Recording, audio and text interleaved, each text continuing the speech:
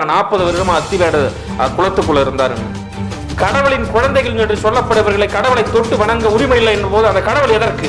பக்தர்கள் யாரும் பட்டாச்சாரியர்களை தொடக்கூடாது என்று ஒரு போர்டு அங்கு வைக்கப்பட்டிருக்கிறது. அதை பற்றி அரசுக்கு எந்தவித ஒரு அச்சம் கவலையும் இல்லை. கிட்டத்தட்ட ஒரு நவீன தீண்டாமையை அத்திவரதர் கோவிலில் கடைபிடிக்கிறார்களே.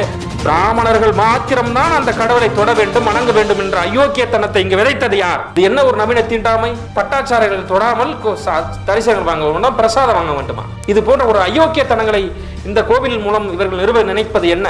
தீண்டாமை அங்கு கடைபிடிக்கிறார்களா? அந்த சாமி எங்களுக்கு எதற்கு? நான் கேட்கிறேன், 40 வருடமா குளத்துக்குள்ள அவரையே காப்பாற்றிக்க முடியாத சாமி பக்தர்களை எப்படி காப்பாற்ற முடியும்? அன்புக்கினிய சென்னை டாக்ஸ் நேயர்களுக்கு வணக்கம். இன்று நாம் பார்க்க போவது அத்திவரதை பற்றி. அத்திவரதை பற்றிய சில உண்மைகளை, சில செயல்களை உங்களிடம் பகிர்ந்து கொள்ள போகிறோம். அதாவது அத்திவரதரை தரிசிக்க தமிழகம் மட்டுமன்றி இந்தியா முழுவதும் மக்கள் அங்கு குவிகிறார்கள். அத்திவரதரிடம் அப்படி என்ன இருக்கிறது?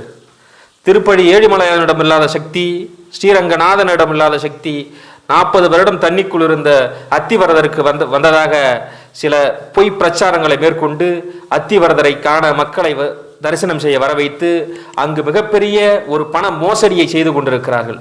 மிகப்பெரிய பண சூதாட்டத்தை அங்கே செய்து கொண்டிருக்கிறார். பணத்தை கிட்டத்தட்ட அரசே ஒழுங்கிணைப்படுத்தாம பணத்தை எல்லாத்தையும் அங்கே வாரி குவிக்கிற ஒரு நிலைமை அங்கே ஏற்பட்டிருக்கு.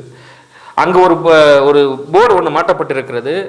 பக்தர்கள் யாரும் பட்டாச்சாரியர்களை தொடக்கூடாது என்று ஒரு போர்டு அங்கு வைக்கப்பட்டிருக்கிறது. அதை பற்றி அரசுக்கு எந்தவித ஒரு அச்சம் கவலையும் இல்லை.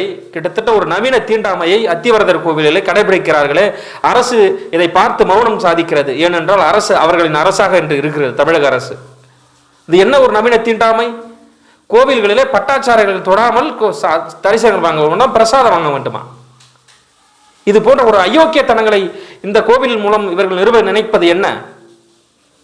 தீண்டாமை அங்கு கடைபிடிக்கிறார்களா? தீண்டாமை கடைபிடிக்கப்படுகிறதா?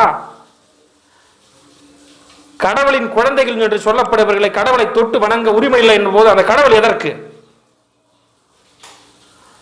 பிராமணர்கள் மாத்திரம்தான் அந்த கடவுளை தொட வேண்டும், வணங்க வேண்டும் என்ற அயோக்கியத்தனத்தை இங்கு விதைத்தது யார்? நாங்கள் வணங்காத, நாங்கள் தொட முடியாத சாமி எங்களுக்கு எதற்கு?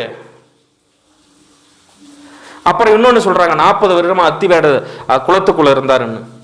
நான் கேட்கிறேன், 40 வருடமா குளத்துக்குள்ள அவரையே காப்பாற்றிக்க முடியாத சாமி பக்தர்களை எப்படி காப்பாற்ற முடியும்? கிறித்துவ மத வெறியர்களுக்கு பயந்துதான் அத்திவரதரை குளத்துக்குள் ஒழித்து வைத்தோம் என்று இன்னொருவர் சொல்கிறார், ஜீயர். மற்றவர்களிடம் தன்னையே காப்பாற்றிக் கொள்ள முடியாத சாமி மற்றவர்களை காப்பாற்றும் என்பது என்ன விளக்கம் என்று எனக்கு புரியவில்லை. தொடர்ந்து இது போன்ற அத்திவரதம் என்று இருக்கிற அவர்களிடம் ஊடக பலத்தையும் சமூக வலைதளத்தையும் பயன்படுத்தி மிகப்பெரிய பண மோசடி சூதாட்டத்தை அங்கு நிகழ்த்து கொண்டிருக்கிறார்கள். அரசும் மௌனம் காக்கிறது. அரசும் இதை பற்றி கண்டுகொள்ள மறுக்கிறது. அரசுக்கு அங்கு வருகிற பக்தர்களுக்கான எந்தவித ஏற்பாடும் அங்கே செய்யவில்லை. கிட்டத்தட்ட 10க்கு மேற்பட்ட உடல் அசிங்கி செத்துருக்காங்க, மூச்சுத்திரையில் செத்துருக்காங்க. அரசு முன்னேற்பாடுகள் எதையும் செய்யல. வருகிற பக்தர்களுக்கு எந்தவித முன்னேற்பாட்டும் இல்லாமல் பணத்தை மட்டுமே குறிக்கோளாக வைத்து செயல்படுகிற அந்த பார்ப்பன கும்பலுக்கு துணை போகிறது அரசு. இந்த அயோக்கியத்தனங்களை தயவு செய்து மக்கள் சிந்திக்க வேண்டும். இது போன்ற தீங்கான நடவடிக்கைகள் பணம் சம்பாதிக்க என்று கிட்டத்தட்ட 40 வருடத்துக்கு ஒரு தடவை அத்திவரதரை கொண்டு வரோம், வாங்கின எல்லாரும் கூப்பாடு போட்டு மிகப்பெரிய பண மோசடி அங்கே செய்கிறார்கள். அதை மக்களும் அமைதியாக ஆக்கிறார்கள். அங்கே சாதி வன்கொடுமை அங்கே நிகழ்த்தப்படுகிறது, சாதி தீண்டாமை அங்கே கடைபிடிக்கப்படுகிறது. ஜீயர்களை தொடக்கூடாது என்று அவர்கள் சொல்வதற்கு காரணம் என்ன? தொட்டால் உருகி விடுவார்களா? தொட்டால் தீட்டுப்பட்டு விடும் என்ற அயோக்கியத்தனம் அதில் மிஞ்சி இருக்கிறது. அன்புக்கினிய சகோதரர்களை இதை நீங்கள் நினைத்து பார்க்க வேண்டும். அத்திவரதரை தோலுரிப்பதற்கு மட்டுமே இதன் விளைவாக நான் அத்திவரதை தப்பா பேசுகின்ற ஒரு எண்ணம் எனக்கு கிடையாது. அத்திவரதை தோலுரித்தால் தான் அதில் இருக்கிற அயோக்கியத்தனங்களை வெளிக்கொண்டு வர முடியும் என்பதற்காகத்தான் இதை சொல்கிறேன். தவிர்த்து எனக்கு எந்தவித உள்நோக்கமும் இல்லை. சென்னை டாக்ஸ் நேயர்களுக்கு வணக்கம்.